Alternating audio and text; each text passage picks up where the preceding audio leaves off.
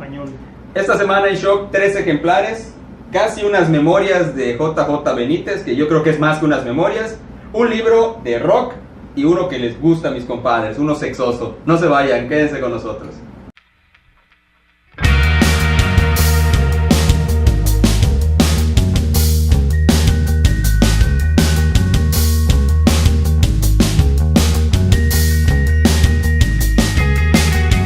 ¿Qué tal, amigos de Diario del Sureste? Sean bienvenidos a su sección Shock, porque todos nos merecemos leer. De nueva cuenta, Ricardo, Sergio, un servidor, Isaías. Traemos 3 ejemplares para platicar con todos ustedes. Nos va a ayudar Sergio con un libro de bolsillo que nos trajo. Sí, este es buenísimo para planchar, ¿eh? De una vez les digo. Pues, Ricardo, ¿cómo te gusta? Gordos, Sí. gordos. Yo no lo dije, yo no lo dije. No, me refiero a extenso.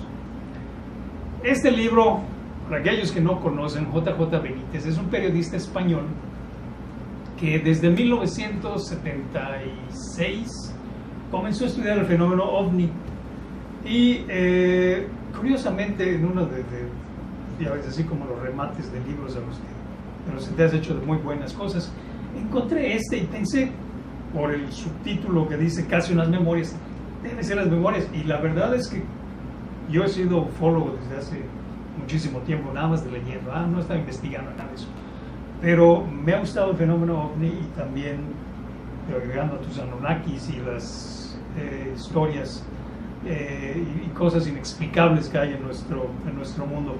Y cuando leo las memorias digo, pues debe estar muy interesante, pero chasco, no son sus memorias, o al menos no es una biografía tal cual, no es la autobiografía de él. Sin embargo, son una serie de historias, de hecho son en total 101. Yo no lo dije tampoco, conste. Sí, son 101, pero el caso es que el libro es riquísimo en información sobre lo que él llama pactos y señales, que es precisamente el título. Resulta que durante sus investigaciones y conforme fue evolucionando y informándose más, él encontró que de alguna manera se podía comunicar con estas entidades y entonces podía hacer pactos. Pero además resulta que, consecuencia natural de la vida, muchos de sus amigos, muchos de los conocidos que conoce y que precisamente refleja en estos 101 relatos, morían. Y con algunos de ellos, y después de platicar con estas inteligencias, descubrió que se podía comunicar con aquellos que ya se habían ido. Entonces, el libro es apasionante en el sentido de que, bueno, vamos a ver cómo le va a enviar una señal del más allá uno de los difuntos que aparece acá. No son siendo un caso de difuntos, pero sí él plantea además preguntas directamente a luces, a Padre Azul. De hecho, él no cree en la religión, no cree en Dios, él lo llama el Padre Azul, y entonces las respuestas que obtiene él las interpreta utilizando la cábala, utilizando diferentes maneras, diferentes simbologías, y a partir de eso entonces él cree firmemente que existe un más allá y que la gente está muy bien. Claro, no ha regresado nadie del más allá para que está de poca más, no, pero pues... Pero habla de sus, ¿cómo se llama? De sus trabajos, de las investigaciones y de todo. Y de no hay que olvidar que él es el autor de Caballo de Troya, que se volvió un libro mediático, un gran hit. Sí. Y de hecho, sí habla de Caballo de Troya. De hecho, ustedes recordarán que él insiste que es real. Sí, y lo sigue sosteniendo en este libro. Le dice, bueno, a mí me dieron la información, aquel que quiera creerlo, que lo crea. Pero él sigue diciendo, sí hubo un momento cuando mucha gente lo presionaba, que él por fastidio dijo, ¿saben qué? No, es ficción. Pero no, en realidad él está perfectamente convencido y abunda en datos. Él además es un tipo metódico, lleva cuadernos, lleva apuntes y te presenta todo lo que es su investigación sobre cada uno de estos casos y cómo se relaciona con estos pactos, con estas entidades, con estos fallecidos y la señal que le envían para hacerle llegar una respuesta. Y la verdad es que es muy sorprendente, muy interesante y vale la pena. Interesante desde el punto de vista, lo tomas como una novela, lo tomas como algo anecdótico, lo tomas como qué. Muchos de estos casos son clásicos en la historia de la ufología. Y él estuvo relacionado en prácticamente todos los que sucedieron en España. Sí. Entonces, es más anecdótico que investigativo, pero todo está alrededor de los pactos y las señales. Por eso lo llamó de esta manera. Porque yo siempre he considerado que este hombre, como tú dices, es metódico, se nota que investiga, profundiza, escribe bien además, pero cuando recientemente vi una entrevista donde hablaba sobre el fenómeno de los llamados humitas, que ya se comprobó que no existió, que es falso, pero él dice, no, hay cierta verdad en esto. Entonces a mí me da la impresión que a veces estos autores tan famosos empiezan a cascabelear dentro de lo que es esa delgada línea entre la realidad y la ficción. Que es lo que platicamos, ¿no? Cada uno tiene en realidad su diferente percepción de la realidad. Pero como él vuelve a hablar de los humitas. Totalmente, claro. Insisto, como les decía yo al inicio, yo he leído mucho sobre el fenómeno OVNI desde hace muchísimos años y la verdad es que están muy bien planteados sus casos en este libro. Ahora, alude otra vez a los humitas acá, hay algunos elementos que agrega y algo que él utiliza en todas sus investigaciones le llama la prueba del hielo. No mueve un dedo en ninguna investigación, sino hasta que ha transcurrido al menos un año de que se dio el evento, para ver si es cierto que los testigos dicen lo mismo que cuando se acababa de presentar el evento, lo cual parece muy interesante. Y también él tiene un método: entrevista a la persona, al siguiente año la vuelve a entrevistar, al siguiente año, y le hace la misma pregunta para ver si se mantiene firme. Pues sí, la verdad es que muy interesante y se lee muy rápido. Los capítulos son uno por caso, riquísimo en fotos, riquísimo en apuntes y la verdad una muy buena recomendación, que no les voy a decir el precio, pero buenísimo el precio. Yo no lo veo muy barato. No creo. No, ¿saben qué? No me creerían si les dijera que costó menos de 100 pesos. Okay. Menos de 100 pesos. Me encantan esas rebajas. Sí, así es. Rick, te veo rockero hoy. Pues yo traje un libro que no tiene nada que ver con este tema, pero me parece muy interesante porque en este libro se hace una revisión completa a la discografía de una de las bandas más importantes en la historia del rock.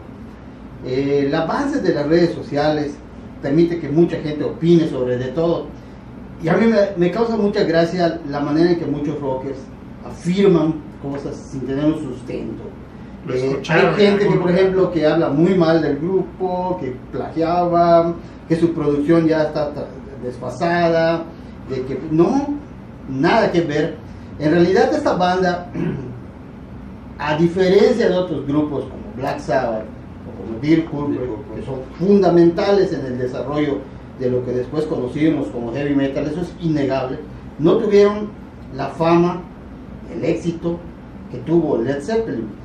De hecho, mientras la banda se mantuvo activa, no hubo ninguna banda más famosa que ellos, ni siquiera los Beatles, porque los Beatles, recordemos que se quedaron a la mitad del camino y ya no siguieron haciendo actuaciones en vivo, se limitaron a grabar discos. Y sus letras también. Y en el caso de este disco de Dave Lewis, que él pues convivió con la banda, también tuvo la oportunidad de asistir a muchos de sus conciertos, es un trabajo muy exhaustivo, y lo que me gusta es que aparte de la información pues, que los verdaderos fans tenemos, hace un análisis dónde se grabó, en qué condiciones, canción por canción, de dónde surgió la letra, en qué estuvo inspirada, qué elementos jugaron un peso específico del desarrollo de las mismas, y eso es lo que creo que hace a este libro realmente muy, muy interesante. Ahí aparece Frodo. Sí, de hecho se habla de la influencia que tuvo, todo lo que ya hemos mencionado en alguna otra ocasión esto, pero sobre todo lo que es la enorme capacidad de Jimmy Page como productor. Tú escuchas los discos de Zeppelin y es impresionante el nivel de calidad. No voy a decir que es igual a lo que logró George Martin con los Beatles, pero similar en cuanto a lo avanzado, a las estrategias que utilizaron para conseguir ciertos sonidos en una época en que no existían los avances tecnológicos de los que ahora gozamos. Y realmente no es una cuestión de tratar de convencer a nadie, porque finalmente en el caso de la música, como en la literatura, pues existen gustos diversos. Incluye Coda este libro. Sí, desde luego hasta Coda llega, y también el disco doble en vivo que grabaron. Pero al punto que quiero llegar es que finalmente creo que este libro tiene la particularidad de que profundizando en su lectura, quizás ya vas a atreverte a escuchar de otra forma cada uno de los álbumes. Y además Zeppelin tiene otro elemento que creo que es muy importante. Es de las bandas que sus canciones más conocidas no necesariamente son las mejores. Ellos tienen muchísimo material y disco a disco fueron evolucionando, y de verdad, si ustedes no se han dado la oportunidad de escuchar su obra, les recomiendo este libro. Estoy seguro que después de leerlo van a atreverse a profundizar más. Déjate hacer una pregunta, a ver. Antes de leer el libro, ¿tenías una canción favorita de Led Zeppelin? No me digas cuál. Después de leer el libro y de apreciar lo que decían, lo trabajoso que probablemente haya resultado, ¿dejó de ser tu canción favorita y tienes alguna nueva? ¿O no, lo que pasa es que en mi caso las canciones que más me gustan de Zeppelin no necesariamente son las más conocidas, y de hecho llegué a hartarme un poco de las que siempre son, cuando hablas de Zeppelin, las mismas canciones, sí, y las que cantábamos con La Fuente del Poder, pues eran las que no. Pero no, en mi caso no, pero estoy seguro que a mucha gente que no tiene quizás tanto fanatismo por esta banda como yo, cuando lean este libro sí van a tratar. Dime cuál. Por ejemplo, el disco que estoy seguro que más les va a llamar la atención después de leer este libro es el de Physical Graffiti. Ese disco es una obra maestra, por llamarlo. Incluso en el último disco que grabaron con Jimmy Page en momentos bajos y todo, la calidad que tiene el Through the Outdoors. Sí, donde él ya casi no tuvo participación y los demás elementos fueron los que sacaron los teclados. Es impresionante. Este libro es para una noche bohemia, ¿eh? Es para una noche con un buen trago, y además está muy bien escrito, escuchando la música. Como decían mis amigos los gitanos, una velada literato-alcohólica musical. Sí, la verdad que sí se presta para ello. ¿Y me lo vas a prestar también? Sí, excelente libro. Vamos a hablar del libro, ¿verdad? Sí, también. Bueno. Ok, yo creo que ya no voy a hablar, porque todos ustedes muy cultos, muy cultos, musical, ¿Sabes qué? Nadie como tú en el tema que nos vas a platicar, sí. Bueno, tanto que me están haciendo bullying. Fama, no es bullying. Pues les traje un libro de Bukowski, La máquina de follar. ¿No? ¿Qué es follar, Rick? Eso sí, cuando escribes, ¿no? Es como rotular. Es follar, ¿no? No, eso es follar. La máquina de follar de Charles Bukowski. ¿De qué se trata este ejemplar? ¿De qué se trata este material? A lo mejor es un tema un poco controversial, un tema un poco difícil, pero es un tema muy interesante y es un libro muy bueno. De un autor, no sé si han tenido la oportunidad de conocer a Charles Bukowski. Él vivió en la época del 1920, él muere en el 94, 95. Es un personaje icónico y muy controversial. Muchos lo quieren, más lo odian. Lo tienen en un concepto de borracho, lujurioso, depravado, pero realmente es una persona. Tienen notas para. Sí. Claro, son los clichés. Sí, claro. Este ya lo aplicó. Es un escritor que realmente escribe las cosas como son. ¿Es una historia o una serie? Es una serie de historias. O sea, son cuentos. Es una serie de historias que, como él decía en su momento, no necesariamente es mi vida, o tal vez sí, o tal vez no. O sea, te lo dejaba entre lo que comentamos hace un rato, ¿no? La línea delgada entre la realidad y la ficción. Pero hablando de sexo. Hablando de todo, de lo que es el problema. El problema no es 100% sexo. No, es el libro. No, hay otras depravaciones mejores, ¿no? Okay. Lo que él trae en este libro, de hecho, hay una historia que es con la que lo cuestionan y lo aborrece mucha gente, porque nadie se atrevía a escribir sobre una violación hacia una menor, ¿no? Entonces, él detalla, hace una historia, la detalla con ganas, ¿eh? sobre cómo una persona abusa de una niña, ¿no? Abusa de una niñita y lo que pasa, ¿no? Entonces todo ese contexto a él, la verdad lo atacan mucho. Y lo que comentaba, o sea, él lo que comenta, lo que dice es, disculpen, yo hice una historia. El problema está lo que tú sientes cuando lees mi historia. Y esta historia, pues realmente yo la escribí. Es una ficción. Es una ficción, le dice, o sea, pero realmente él destapa lo que es la sociedad. O sea, el que no se cuente en un libro, el que no se cuente en una historia, no significa que no esté ocurriendo, ¿no? Entonces, uno de los aspectos de este autor es de que, pues su vida se la pasó, si buscan fotos en Google, se la pasaba pedote, ¿no? O sea, siempre va a estar con un trago, su cigarro, y la mayoría, no sé si ya lo checaste, la mayoría de sus historias, pues van de la mano, ¿no? Hay relatos, hay una historia de una mujer con sobrepeso, hablamos de más arriba de 120 kilos, donde el personaje de la historia llega a la casa y te describe así muy gráficamente, tienes la historia de que estás abrazando esos 160 kilos, cómo se mete bajo la falda, ¿verdad? Es muy crudo. Para mí es un muy buen autor, es un muy buen escritor, para muchos no. Aquí, un buen autor de historias burdas, de historias fuertes, digo, porque lo que estás hablando son cosas que ocurren en la vida real. Hay gente que tiene habilidad. Fíjate que en la historia de la literatura erótica, que tú sabes, por ejemplo, que Annette Nin es una escritora muy famosa. Su libro Delta de Venus lo escribió, es una serie de historias también muy eróticas, muy explícitas, pero porque había alguien que le pagaba por escribir las historias, y de eso vivió durante muchos años. Claro, muchas de esas historias las basaba en sus propias experiencias. ¿Por qué? Porque ella vivió con Henry Miller, con John, y pues en la misma época en la cual vivió este autor, por lo que leo aquí. Así que la única pregunta que yo tenía en relación al autor es, por ejemplo, si nos vamos al tema del sexo o del erotismo o de lo duro que puede llegar a ser, tenemos el caso del Marqués de Sade.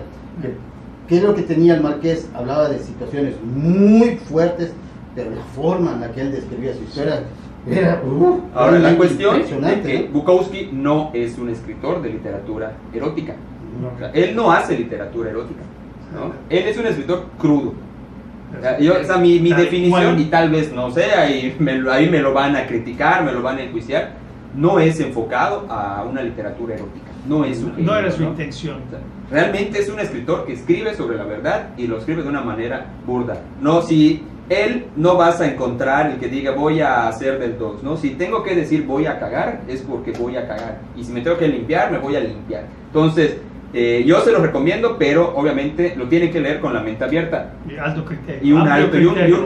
Y un amplio criterio, porque sí es un autor que, mis respetos, y escribe fuerte. Realmente escribe fuerte, y las cosas como son. Él es de Clive Barker. No, a lo que me refiero que pues no necesariamente porque tomes o toques temas duros y burdos o de manera muy descriptiva necesariamente es un buen libro, ¿no? No estoy diciendo que es un mal libro, no. Simple y sencillamente de que pues habría que darle el beneficio de la duda, así como tú con Murakami, para ver por dónde van los tiros y ver si está dentro pues del... Sí, igual lo compararon con Henry Miller también, al final de cuentas. Pero Henry Miller, cuando leías a Miller, era un viajezote, ¿no? No sé si es el mismo... Pero volvemos a lo mismo. O sea, los gustos es subjetivo, al final de cuentas, ¿no? Entonces, yo sí les diría, denle la oportunidad, léanlo. Tal vez La máquina de follar no sea el primer libro, mi mejor recomendación para que lo empiecen a leer, ¿sí? Pero vale mucho la pena, y La máquina de follar es la última historia, está muy divertida, se las recomiendo también. Y hasta parece título de película porno. Es que está bien divertida, ¿no? Está bien divertida. Si tienen la oportunidad, adquieran el libro, es bastante económico, bastante accesible y vale la pena. Y Charles tiene X cantidad de libros, búsquenlo en Google, revísenlo, vean un poquito de qué es él, y créanme, se van a quedar encantados, como me estaban diciendo, que oye, tú pones notas, y sí, guardo algunas notas para el cliché que tiene tan peculiar este personaje, ¿no? O sea, este autor.